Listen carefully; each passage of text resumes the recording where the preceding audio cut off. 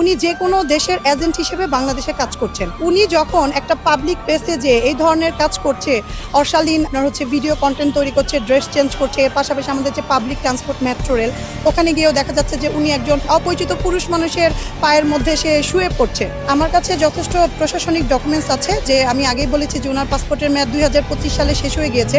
আর উনি এক এক জায়গায় এক এক ইনফরমেশন উনি দিচ্ছে। প্রথমত উনি বলছে উনি টার্কিশ নাগরিক, এরপরে উনি বলছে যে ওনার দাদার বাড়ি আমি জেনেছি যে ইন্ডিয়াতে, এরপর উনি বলছে যে উনি 5 বছর থেকে বাংলাদেশে এসে বসবাস করছেন। রোজা রমজানের দিন একটি মুসলিম কান্ট্রিতে আপনি একটি পাবলিক রাস্তা, যেখানে পাবলিক যাতায়াত করবে, গাড়ি যাতায়াত করবে, একটি সিগন্যালের মধ্যে আপনি যখন কোনো অশালীন কন্টেন্ট তৈরি করবেন, তখন এরকম অপ্রীতিকর ঘটনা ঘটতেই পারে। খোলামেলা ড্রেস কিন্তু বাংলাদেশে আরও অনেক মডেল ল পড়ে, কিন্তু আপনাকে বুঝতে হবে যে বাংলাদেশে এখন একটি রোজার মাস চলতেছে। উনি বাংলাদেশে এসে এই যে এরকম অশালীন ড্রেস পরে কন্টেন্ট তৈরি করে, এগুলো কিন্তু বাংলাদেশের ভাবমূর্তি নষ্ট করে। আমরা আইনি পদক্ষেপ নিব, আমরা জাস্ট ওয়েট করতেছি যে আমাদের লিগ্যাল নোটিশের জবাবটা কি আসে।